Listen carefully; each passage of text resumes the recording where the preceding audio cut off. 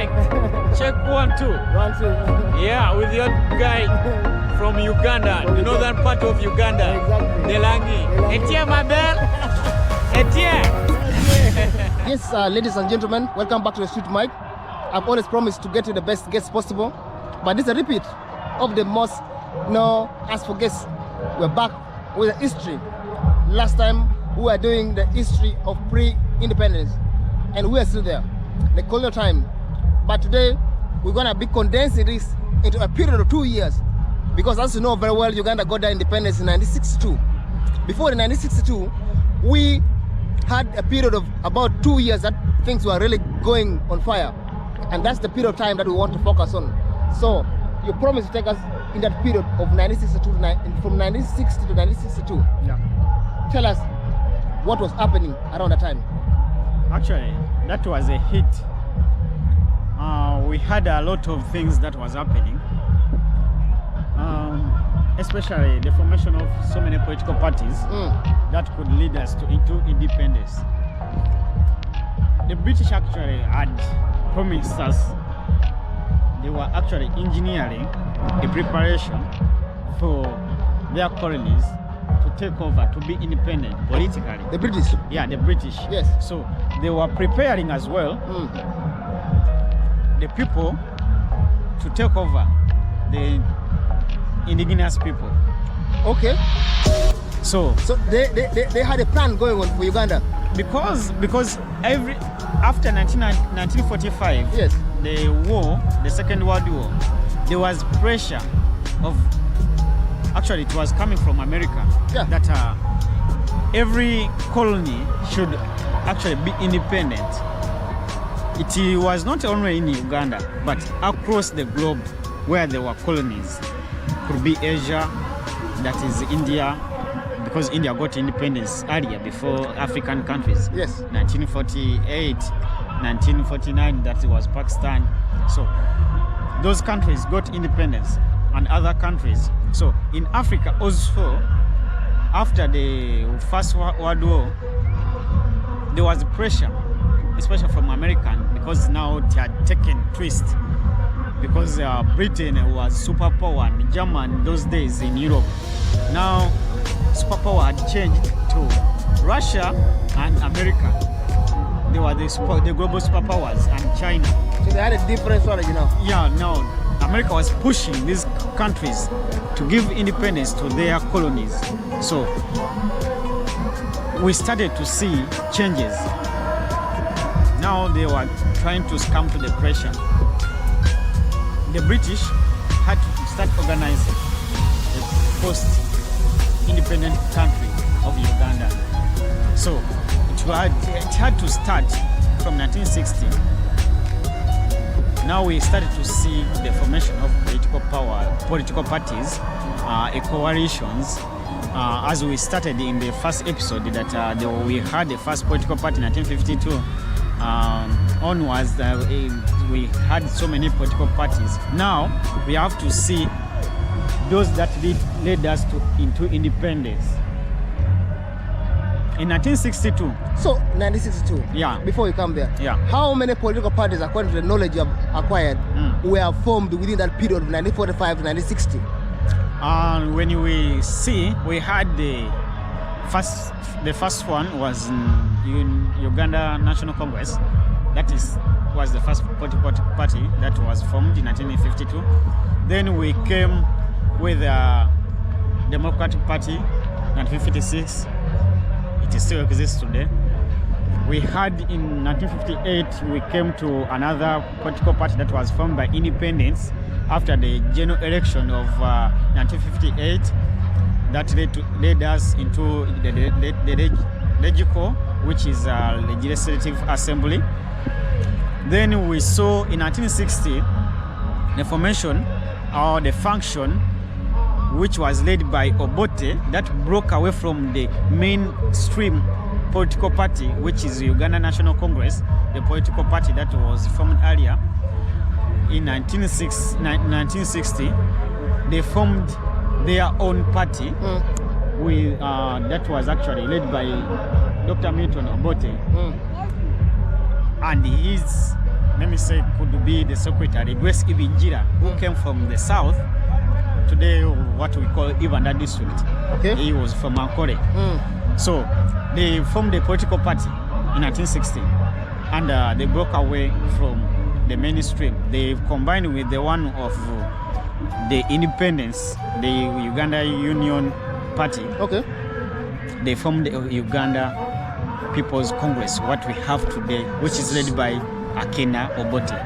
So the Uganda People Congress, right? Yeah. Broke away from a main party that was also coming towards independence. Yeah. Wow. Let's go. They broke away from the mainstream party. Yes. Just like you can say, today we have FDC, which broke away from nationalist movement. All the members of FDC from 2005, they were members of the movement, Ugandan nationalist movement. So these people formed their own party, and it was led by Dr. Milton Obote, Yes. deputized by Grace Ibinjira. That's why we have to say that Ugandan People's Congress was not formed according to the tribal religion, tribal affiliation of all religion. No. It was formed for a national cause. Idea. An idea. So it took us into independence. How? Because it was not alone. You talked about the political parties. Yes. But we had DP. DP was alive then. It was formed in 1956, so it came earlier before Uganda National Congress, Uganda People's Congress. Okay. It came earlier. So it was in existence. Actually, it formed the first government. Someone has to note that. Okay. DP was in government. It was the first party to form a government In Uganda. in Uganda. The first government that was led by Ben Chiwanuka, the Chief Justice, because he was a lawyer, and during Amini's time, we shall see that. Yeah. He was a Chief Justice. So he formed the first government pre-independence. That is 1960. We had a generation, and DP won the majority to become the first government. And in 1961, when we were actually about to get independence, we had another election. So in this election, we came about to see another political formation, which is Kabaka Yeka. That was now central. The central government, led by the King of Uganda, Kabaka Mutesa Walugembe Edward II. He did not form the party. He did not. No. No. But he was just the leader, because the party was formed by some Baganda. One is Sepiria, and another one, his name actually I have to. Yes. They were like two. They are the founders. Yes. But they were based on, because every political party that was formed by then had its stand or its goals, its interest. One should say the interest. So this one was for Baganda, the interest of the Baganda. Okay. So we came to see that there were negotiations. By then now it was DP which was in the seat, at the top. Really? Today we don't know where it is now today. Yeah. But actually by then it was the NRM of today. So we had UPC formed by Obote and the Grace Ibinjira going into negotiations on how to outseat DP. Okay. With Kabaka Yeka. The UPC went into negotiations prior to independence to see how to outseat the Democratic Party, which was affiliated to Catholics in Roma. Okay. So it is, and this is how like interesting Yes, it is. yes. Then we have to coordinate the region and also tribe. Now we see that DP was formed according to religious affiliation. Religious affiliation. Yeah, the Catholics. Yes. And most of the members of the DP were Catholics, led by their party chairman or the president, Benny Chiwanuka, who was a Catholic as well. So we came to see that these ones are the UPC united with the other union party that from the Uganda People's Congress from the UNC. Now UNC had started going down to zero. It had now become a movement, and underground movement, because it was not sounding. They had taken it over. It was now. So this was within the period of 2 years. 2 years. Wow. Prior to independence. Things are going so fast. So fast because now we had no time. Everyone was rushing. Who was taking over? And for what reason? Now, for power, no. There's nothing like, power is everything. Everything. Power is to influence. If you can influence, you have power. You have power. Exactly. So, we came to see now that British were prepared. They had even actually noticed that now prepare for your self-rule. So now, when it comes to power, everyone wants to assume it. So,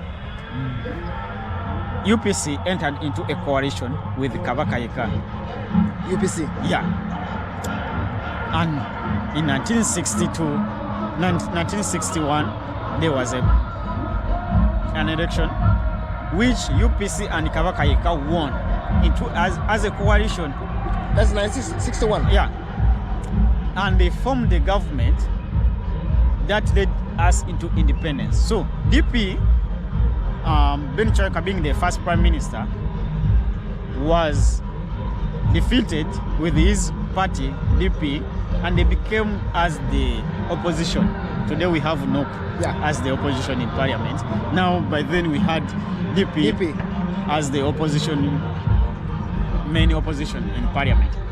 So UPC and Kabaka Yeka went into a coalition. So, this is very interesting. Let's come back here. And I also have a question when you finish this part. I have a question about, did we know that we were going to get independence in 1962, or it was some coincidences happened along the way? So, would I be back with this question? Keep watching. Yes, welcome back. And we're continuing from where we stopped. So now elections are taking place. DP lost election. Become the opposition party in the parliament. Uganda is forming up. We didn't know whether it was Uganda, but something was forming up. So take us from there. What happened, or what was happening at that moment? What happened that moment, the period of 1961 to prior to 1962 when we got independence. As I told you that we were preparing for self-rule as Africans away from the British colony, because by then we were ruled by the British under the governor, so Sir Andrew Cohen. Ugandans were preparing. And through our leaders by then, the leaders of the political parties by then, they were preparing to take over. And it was not only themselves, but also helped by the British, because we saw in 1961, 1960, a lot of members, or let me say delegates, went to Britain to form a to write a constitution that will lead us into independence. It was not written in Uganda, but it was done in Britain. And a lot of people, like the delegates, went to Britain to do this, and again we came with this constitution that led us into independence. So you mean that British had a lot of influence even as going into independence? They had some of the constitutions were formalized in Britain. I will tell you an interesting part that even when you assume power, you swear in. But by then, when we were swearing in, we were not swearing in to serve like a president has an oath that he takes. So by then, in 1962, when you are swearing in, you swear allegiance to the Queen,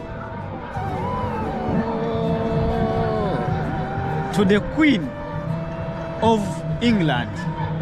Actually, today it still happens in some other countries. Actually, Barbados country, like Barbados is a Caribbean country. Yes. It has just broke away from that. But Australia does that. That big continent.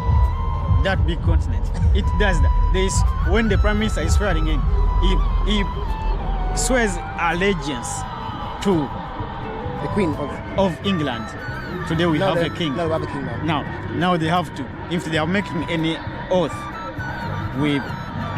they swear allegiance to the King of England. Obote did that in 1962 because the style of leadership we had was what we call Westminster style of leadership. Westminster, that means the executive powers belonged to the Prime Minister, not to the President. The President was ceremonial. So that's why we had these two posts. We had two posts, but one post that we may assume that it was the like had the executive powers. Executive power. It was the opposite. Today we have the opposite. The opposite. Yeah, the President has the executive powers. The Prime Minister is just an appointment. Wow. The one who appoints you has the power to disappoint you. Do you think that this arrangement of having a Prime Minister and the President was also deliberate? It was deliberate. So at this point, it was the Constitution actually. It was written constitutional. But I don't see us getting independence here. It's what you think, but by then, what you were longing for, at least someone to be there as a black person giving orders. This is what we were longing for in 1960s. Under a different system. We were under a leadership where Sandu Cohen was the one who had the appointing authority, He could appoint anyone and disappoint anyone according to his wish. And this wish was also a directive from the Queen of England. Because he has to report back as well. Exactly. The Queen of England, her wish was his command. So, in this period, as I told you, the Constitution, we saw that after the coalition of Kabaka Ika and UPC defeated the Obote, defeated the DP, Democratic Party. Yes. Who was led by? Ben Chwanuka. Yes. And Obote led this function of this UPC. Yes. Together with Kabaka Mutesa. Actually they entered a negotiation. UPC was formed by Obote and Grace Ibingira. This man was very intelligent, but people don't know Grace Ibingira too much. No. But he was a lawyer. He was a barrister. Trained from England. He entered into negotiations with his friend. Actually, Kabaka Mutesa was a friend. So as well, Obote, yes, what he did was since Mutesa is your friend, go and negotiate him on how to defeat, to enter into a coalition, to defeat the Democratic Party. So he went. It was easy for him because Mutesa, negotiating with my friend. It was so easy. So Grace Ibingira negotiated with his friend, Kabaka Mutesa, and Kabaka Mutesa was persuaded, and they made the some powers and exactly. So when they defeated the Democratic Party, they formed the government whereby Mutesa became the first president, and Obote became the first prime minister. And this is when we started. And when the British was handing over to actually there was also an influence. When we say no power is to influence. Religious things should not be also taken out. Because DP being a Catholic party, UPC also tried to align itself with the Anglican. Now British are Anglican. So, and DP is Roma side. So the Anglican side also did not wish to hand over power just like that to the Romans. So they also had to influence. So this is how, that's very interesting. Yeah. Yes, sure. So also it was also easy for them to hand over to their fellow Anglicans rather than handing over power to the Catholics. So they also had a surgical operation underground. So lots was happening by that time. Yeah. Power is transferring from the British to the, strategically. Yeah. Political powers, religious powers, but they were not just transfer, absolute transfer. They were, I trust you, I transfer you. Yeah. So, why did we get independence in 1962 instead of 3, 1, or another year? It was about organization, how ready we are. Because I told you we had to formulate a constitution. And this constitution was only done in Uganda. But we had to United Kingdom with the delegates. So, how ready we are, how we chose the date in, let me say 9 October. Yes. Towards to the end of 1962. We don't know. Or I don't know. These are because it was because of the organization. It could be earlier, just like the Ghanaians had it earlier. Yeah. Just like the Sudanese had it earlier in 1950s. Wow. As you conclude this now, Yeah. I wanted to point now. We're going. Let's come to the future now. We shall be going back to independence. But let's come to the future. What are some of these constitutions that are fixed in our constitutions then that is still working up to now?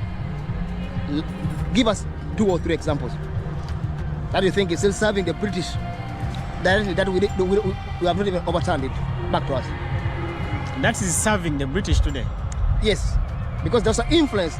They were made in Britain, They went there, they took our people there, they sat there for some time, brought this in the basement somewhere.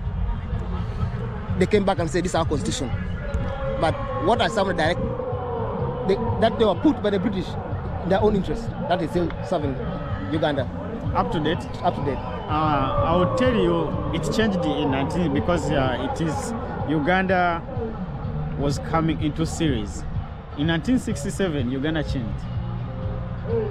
In 1967, Uganda changed away from the British style of leadership to our own, and it was credited to Obote because he changed Uganda from being a more, let me say, it was a style of Westminster to a kind of republic. By then we had so many monarchicals, or let me say kingdoms, that were operating. But when Obote abolished kingdoms, he had to formulate another kind of constitution. And these kind of kingdoms, he prohibited them, abolished them, let me say, and he formed another kind of constitution, because there were 2 constitutions after 1966. We took over from when he attacked actually Rubiri. He formed, he issued a kind of constitution, what we call a pigeonhole constitution, yes, whereby the members could get the kind of constitution that we need in pigeonholes. The pigeonholes are actually in the parliament.